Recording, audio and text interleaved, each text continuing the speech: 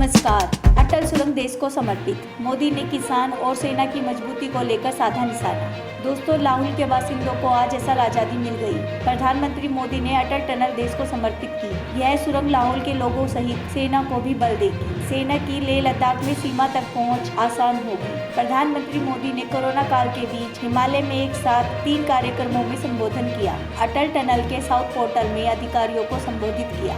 इसके बाद सिरसू और सोलंग में 2 जनसभाएं की। पीएम मोदी ने कृषि संबंधी सुधारों पर हो रहे विरोध पर भी कांग्रेस पर निशाना साधा। उन्होंने कहा, कांग्रेस भी सुधार करना चाहती थी, लेकिन वोट बैंक की राजनीति से डरती थी और यह सुधार किसानों के हित में है। पीएम मोदी ने पूर्व कांग्रेस सरकारों को सेना की अनदेखी पर भी कोसा। मोदी ने कहा, वायुसेना आधुनिक लड़ाकू विमान मांगती रही, लेकिन फाइल पर फाइल खोली गई। आयुध डिपो पर ध्यान नहीं दिया गया। तेजस को डिब्बे में बंद करने के प्रयास किए गए। सीडीएस से बेहतर समन्वय बना है। मोदी ने कहा, सेना के लिए देश में हथियार बनेंगे।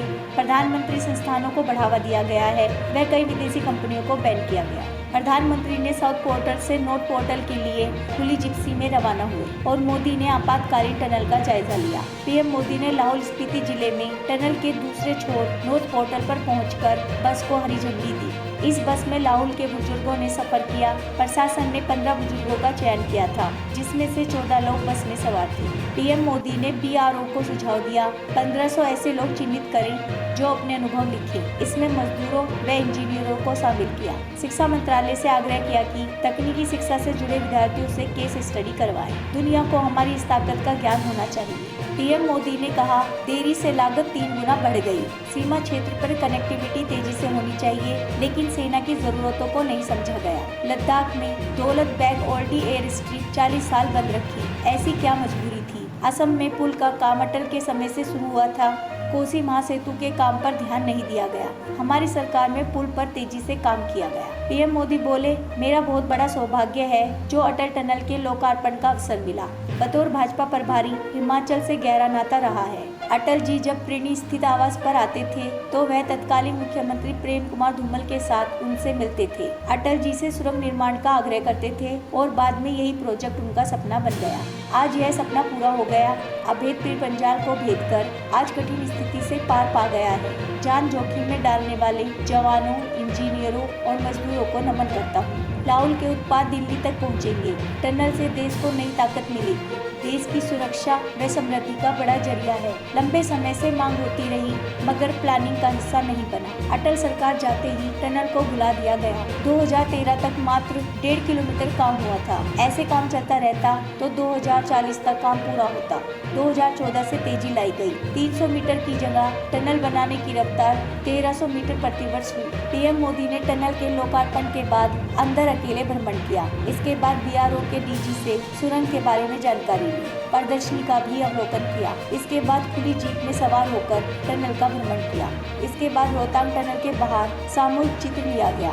इस मौके पर पीएम मोदी सहित रक्षा मंत्री राजनाथ सिंह, मुख्यमंत्री जयराम ठाकुर, केंद्रीय वित्त राज्य मंत्री अनुराग ठाकुर, सीडीएस विपिन रावत और सेना प्रमुख मनोज मुकुंद नरवणे सहित बीआरओ के डीजी हरपाल सिंह मौजूद रहे। अटल टनल रोहतांग का सामरिक महत्व।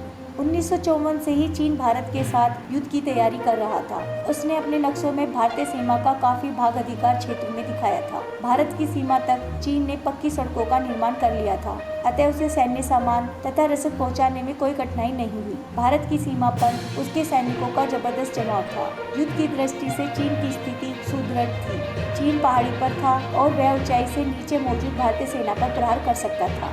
भारत सरकार द्वारा 1962 में भारत और चीन युद्ध के दौरान मिली हार के कारणों को जानने की कोशिश की गई तो पता लगा कि हार का कारण चीनी सीमा पर भारतीय जवानों को रसद तथा समय पर सहायता हेतु और सैनिकों का न पहुंच पाना था। इसके बाद ऐसे मार्ग की कल्पना की गई थी जो समय पर रसद और सेना की पहुंच मनाली से लेह तक करवा सके। इसके बाद 1999 के कारगिल युद्ध के दौरान भी कारगिल की पहाड़ियों पर पाकिस्तान के जवानों द्वारा श्रीनगर लेह मार्ग पर गुजर रही सेना के वाहनों और जवानों को भारी नुकसान पहुंचाया गया। उस समय मनाली लेह राष्ट्रीय राजमार्ग 3 से सेना और रसद को कारगिल पहुंचाया गया। उस समय मनाली से लेह तक पहुंचने के लिए करीब 450 किलोमीटर की यात्रा करनी पड़ती थी, जिससे न केवल अतिरिक्त समय गंवाना पड़ता था बल्कि शून्य से नीचे तापमान होने के चलते सेना को कई मुश्किलों का सामना करना पड़ रहा था। इन सभी कठिनाइयों को देखते हुए मनाली और लाहौल के बीच रोहतांग में सुरंग बनाने का प्रारूप तैयार हुआ।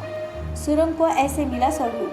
दरअसल रोहतांग दर्रे के नीचे राजनीतिक महत्व की सुरंग बनाए जाने का ऐतिहासिक फैसला 3 जून 2000 को लिया गया, जब अटल बिहारी वाजपेयी देश के प्रधानमंत्री थे। सुरंग के दक्षिणी हिस्से को जोड़ने वाली सड़क की आधारशिला 26 मई 2002 को रखी गई थी। मई 1990 में प्रोजेक्ट के लिए अध्ययन शुरू किया गया। सीमा सड़क संगठन के अधिकारियों के मुताबिक प्रोजेक्ट को 2003 में अंतिम तकनीकी स्वीकृति मिली। जून 2004 में परियोजना को लेकर भूवैज्ञानिक रिपोर्ट पेश की गई। 2005 में सुरक्षा पर कैबिनेट कमेटी की स्वीकृति मिलने के बाद 2007 में निविदा आमंत्रित की गई। दिसंबर 2006 में परियोजना के डिजाइन और विशेष विवरण की रिपोर्ट को अंतिम रूप दिया गया। जून 2010 में यह सुरंग बनाने का काम शुरू किया गया।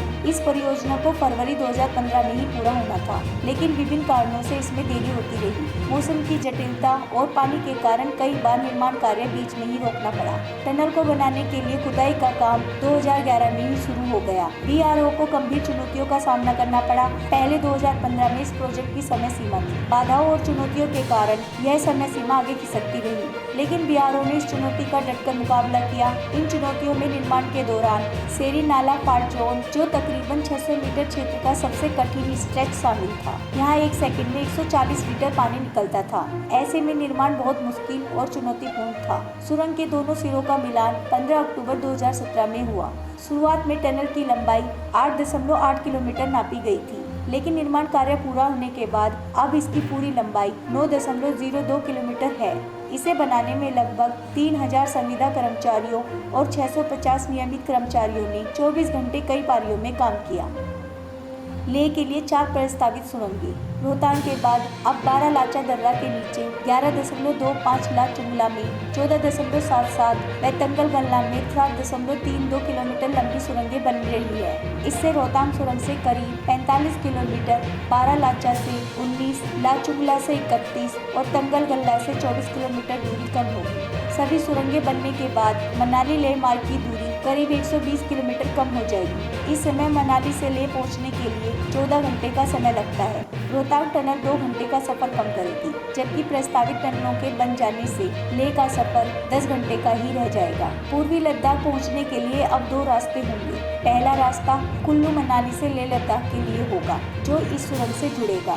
दूसरा श्रीनगर होकर जो जिला पास से जाने वाली सड़क के लिए होगा। जो जिला पास से जाने वाली सड़क नवंबर से मई तक पूरी तरह बंद हो जाती है। दोस्तों, अगर आप भारत के रहने वाले हैं तो नीचे कमेंट में जय हिंद जरूर लिखें। वीडियो देखने के लिए धन्यवाद। मिलते हैं अगली वीडियो में। आपका दिन शुभ हो।